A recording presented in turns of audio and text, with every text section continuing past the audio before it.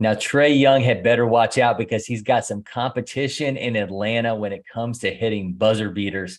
Braves GM Alex Anthopoulos pulled one off with a stunner of a deal just before Tuesday's trade deadline, bolstering the bullpen with closer Raisel Iglesias. This is Battery Power TV. Cory McCartney, along with Grant McAuley, as we put a bow on the Braves' flurry of deadline moves. At a recap, they added Iglesias to the pen, Jake Odorizzi to the rotation, Robbie Grossman in the outfield, and the versatile Ari Adrianza makes his return. But Grant, the Braves had needs, and while they weren't all splashy moves, up until the Iglesias moves, they were solid additions as Anthopoulos checked nearly every box the team had.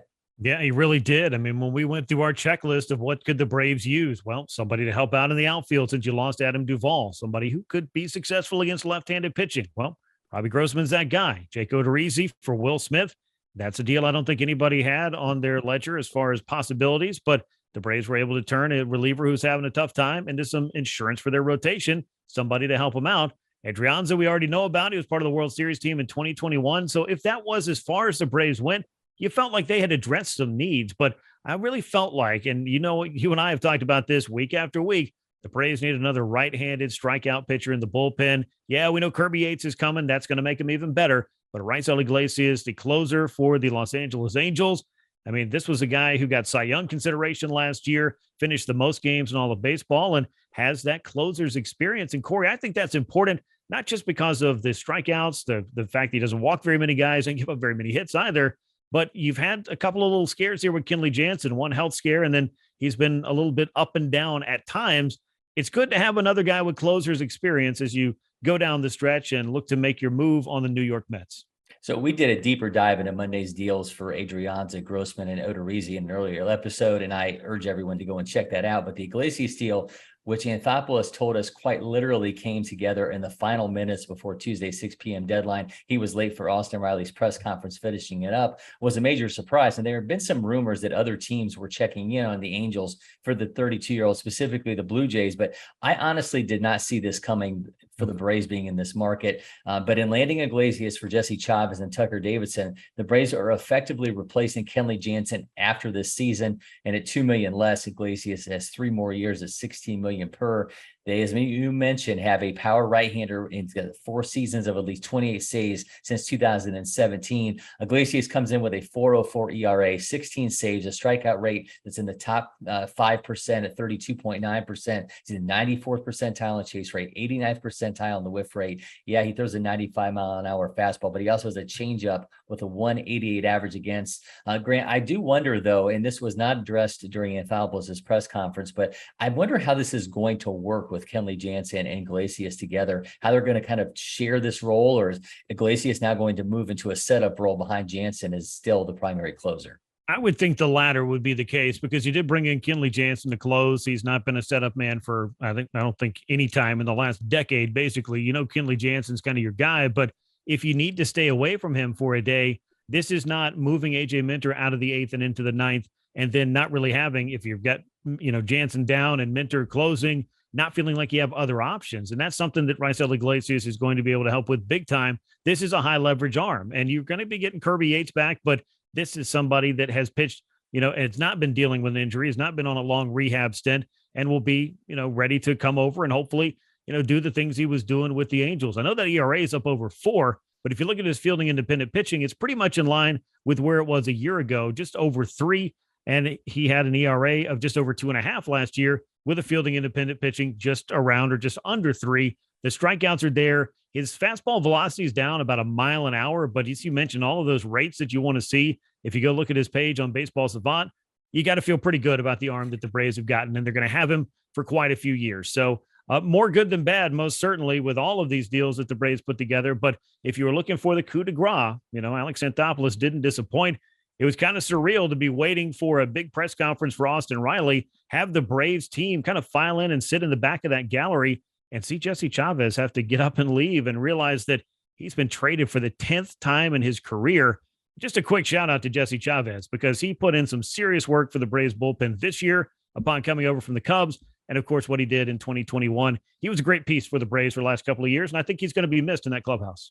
Yeah, I mean, you can say the same thing about Will Smith, who was obviously moved over to the Astros in the Odorizzi deal. But back to Iglesias, you mentioned, I mean, the K rates, the walk rates, the average against, they're all comparable to Jansen. And I bring up the role thing because you think about the White Sox and how they tried to bring in Craig Kimbrell and put him up against with Liam Hendricks and being more of a setup role. So from that end, I'm really interested to see how this works, because when a guy is that closer and he's used to being in that role, when he suddenly has to no longer pitch that ninth inning. And I'm not saying that Iglesias is not going to get save opportunities or ninth inning opportunities in a Braves uniform this year. I'm just really interested to see how this whole thing is going to work out with him being in a Braves uniform the rest of this year with Kenley Jansen. Yeah, and I think that these are two guys who are going to work pretty well together. And if you look at the profile for Iglesias, the fact that he does not walk a lot of guys, he strikes out, he misses a lot of bats, and he doesn't give up very many hits. I mean, he could come in and conceivably get you those big outs, those big strikeouts in spots that you need from a guy that has got the experience of closing games and of piling up strikeouts. And when you put him alongside Kenley Jansen, you put him along with AJ Minter, you've got Tyler Matzik in that bullpen.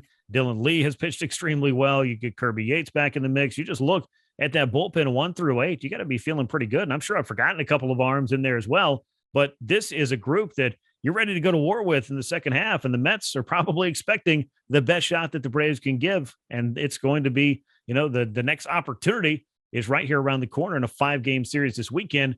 And the Braves got some serious reinforcements at the trade deadline to make them that much better than they were before all these trades went down. It's hard to argue that the Braves didn't get better, but of course, so did the NL East leading Mets. I mean, they had a similar deadline to the Braves in filling their needs. They get Darren Ruff, Michael Givens, Daniel Vogelbach, and Tyler Naquin. But then the two teams behind the Braves in the second and third wild card spots were also very aggressive. The Phillies get Noah Syndergaard, David Robertson, Brandon Marsh, and nobody had a bigger deadline than the Padres, who now have Juan Soto, Josh Bell, Josh Hader, Brandon Drury. Things are going to get very, very interesting, Grant, in the NL postseason home of these next 9 weeks. Yeah, they really are. And I don't want to harp on it for too long, but you knew what the job was if you're a GM of a contending club and a team that was holding a spot in the postseason, which all of the teams you just mentioned are. Braves had the top wild card spot. The Phillies could have a share of a wild card spot. The Padres are holding on to a wild card spot. You had to find a way to make your club better. I felt like the Mets were probably a little bit underwhelming for what I expected. I really thought they'd go after Wilson Contreras. I really thought that they would be, maybe hotter after Christian Vasquez of the Boston Red Sox to help them behind the plate. And of course, JD Martinez. That's a player that didn't move. And then you look at the Cubs, and not only did Contreras not get traded, Ian Happ, who we spent an awful lot of airtime talking about, he didn't get dealt either. So it was a bizarre trade deadline on a couple of different perspectives, a busy and an exciting trade deadline, a historic trade deadline, honestly, because the Juan Soto trade, that's one of the biggest trades and one of the most talented players to be traded in recent memory in all of baseball.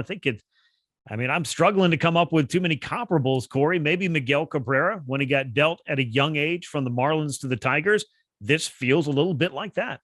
Yeah, I mean, the Padres got two guys in Soto and Hader that I don't think a month and a half ago anybody even thought these two guys were going to be available at the deadline. And here we are. AJ Preller's got a couple shiny new toys, and there are shiny new toys everywhere, including with the Braves. They get some reinforcements, as you said, as they try to win a 5th straight division title. We'll have you covered every step of the way here on BPTV. So if you're not already, subscribe, turn on those notifications, get those alerts for each and every new episode. And of course, you can find us Sunday nights on 92.9 The Game in Atlanta on From the Diamond. Until next time, I'm Cory McCartney. He's Grant McAuley, and we'll see you soon, Braves Country.